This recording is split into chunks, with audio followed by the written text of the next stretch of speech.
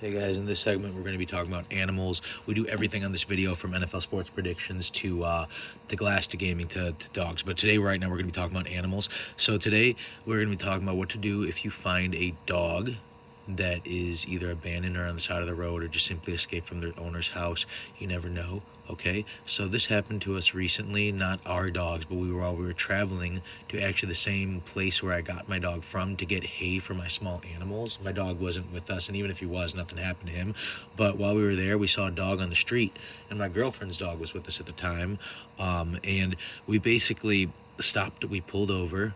We tried to help the dog out, and were able to get a hold of the dog. It was a very nice dog. Okay, so this is what we're gonna talk to what you do if you find a dog. First, you pull your car over, you safely get out the car. If there's other cars there that are not helping you, wave them down. Some cars will just drive fast, they don't give a shit.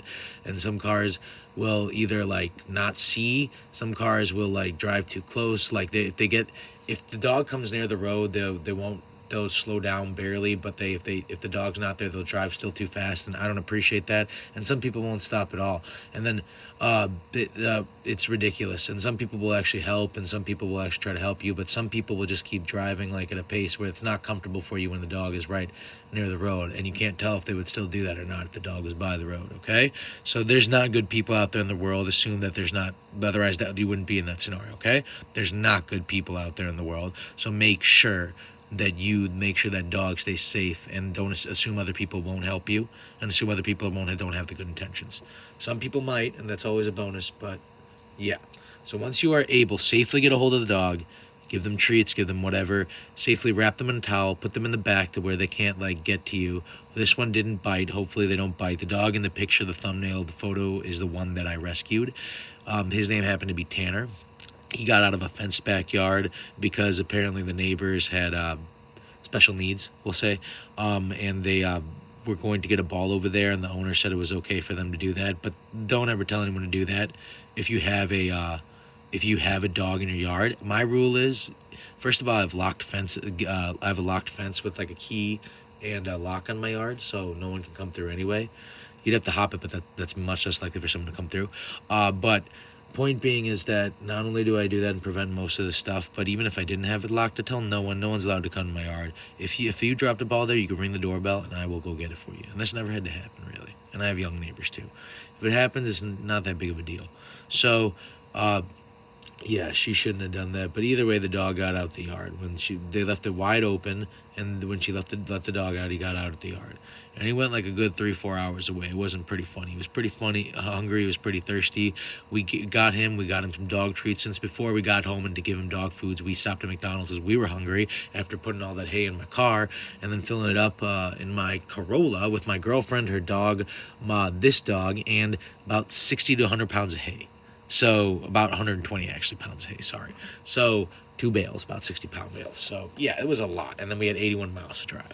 So we got some McDonald's, and we also gave the dog just a little bit. You shouldn't give your dog McDonald's on a very large basis, but right now when they're starved, bad food is better than no food. We'll just say it like that, okay? You can't give them ice cream and cookies. You can give them French fries, and you can give them parts of the burger, parts of the McChickens or chicken sandwiches accordingly, without toppings, condiments, none of that stuff. Okay, so he loved it.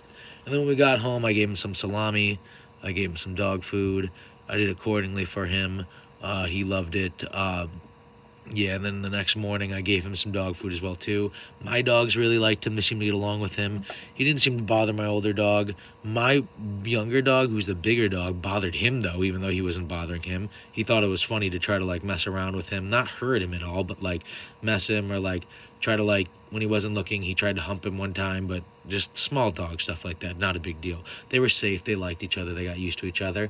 And then this is what you do to be able to find their owner, okay? So this is the most important part. Finding the owner specifically involves you going to a database. Check if the microchip is there. Look up the microchip number. Google it.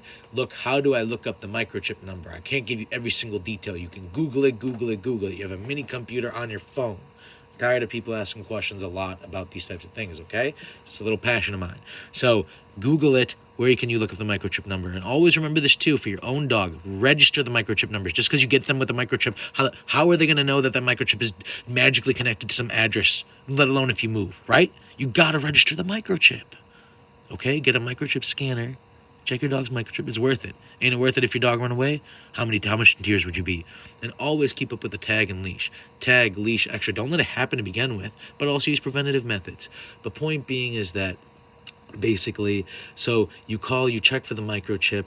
If it's no one there, do not just post a picture of the dog on Facebook, because people that are looking to traffic your dog, whether they're looking to sell them for profit, not take care of them, abuse them, cook them, or sell them into dog fighting, or just want to kill them and do bad things to them, will be looking to just take your dog. They'll say, oh, it's my dog, and if they're friendly, they will take it, especially if a dog is excited to see absolutely anybody.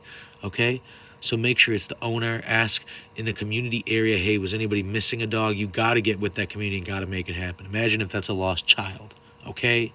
Do whatever it takes to take care of that dog. Look at the microchip number, get with the community, get with your next door, and then go right away and say, hey, is anybody missing a dog, before you start posting pictures. When you get details of someone who's missing a dog, ask them, like, hey, someone's missing a dog. Someone will be like, I'm missing my dog. He's a bigger dog. Oh, well, this one's a smaller dog. Oh, he's a smaller dog, but he's black. Oh, this one's a brown one. He's a smaller dog. I'm missing a little brown one. He's got a little cut on the side of his neck. He was groomed. Oh, and then when I'll say like a detail. Does he have what's behind his like thing, and then behind his legs? Like, is there like some mark there? Or she'll be like, did he just went to the groomers?